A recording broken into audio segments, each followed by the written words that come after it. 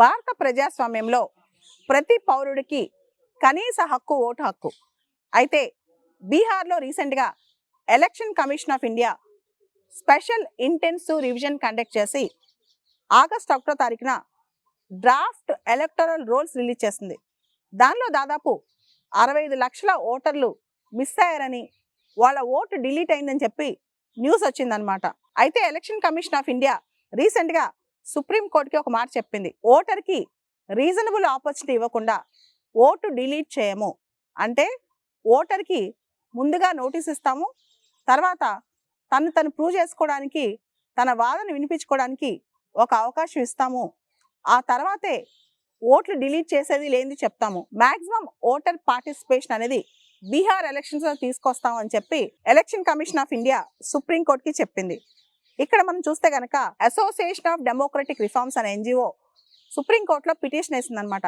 ఏదైతే బీహార్లో election commission of India August 1వ తారీఖున రిలీజ్ చేసిందో దానిలో చాలా అవకతవకలు ఉన్నాయి. ముఖ్యంగా చాలా మంది ఓట్లు మిస్ అవటం, వాళ్ళ ఐడెంటిటీలో అడ్రస్ తప్పుంటాం, ఇలా చాలా అవకతవకలు ఉన్నాయి. దీనికి సంబంధించి సుప్రీంకోర్టు డైరెక్షన్ ఇవ్వాలని చెప్పి అసోసియేషన్ ఫర్ డెమోక్రటిక్ రిఫార్మ్స్ అనే ఎన్జిఓ సుప్రీంకోర్టును కోరిందనమాట. ఈ సందర్భంగా ఎలక్షన్ కమిషన్ ఆఫ్ ఇండియా సుప్రీంకోర్టులో అఫిడవిట్ వేసింది. మేము పూర్తి స్థాయిలో పారదర్శకంగా ఉంటాం, మాక్సిమం ఓటర్ పార్టిసిపేషన్ కోసం కృషి చేస్తామని. మనకు తెలుసు, మన రాజ్యాంగంలో ఆర్టికల్ 326 ప్రకారం యూనివర్సల్ అడల్ట్ ఫ్రాంచైజ్ వయోజన ఓటు హక్కు అనేది మన రాజ్యాంగపు హక్కు.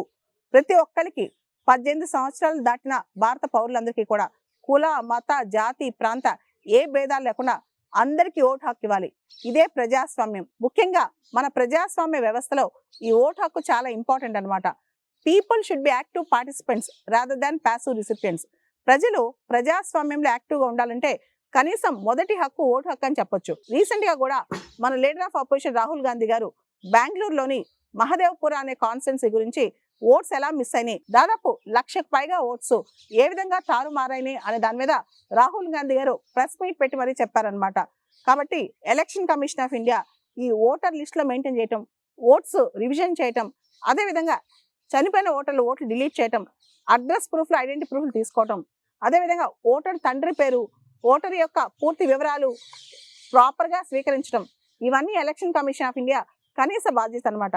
అయితే బీహార్లో ఎలక్షన్ కమిషన్ ఆఫ్ ఇండియా ఈ మొత్తం ప్రాసెస్లో దాదాపు 2.5 లక్షల మంది 2.5 lakh గవర్నమెంట్ ఎంప్లాయీస్ని పెట్టామని చెప్తున్నా, హౌస్ టు హౌస్ సర్వే చేసామని చెప్తున్నా, చాలా అవకతవకలు బయటపడ్డ విషయం మాత్రం వాస్తవం. కాబట్టి మళ్ళీ ఎలక్షన్ కమిషన్ ఆఫ్ ఇండియా ఒకటి ప్రామిస్ చేస్తుంది అనమాట, మాక్సిమం పార్టిసిపేషన్ కృషి చేస్తాం, ఏ ఓటు ప్రయర్ నోటీస్ లేకుండా డిలీట్ చేయమని చెప్పి.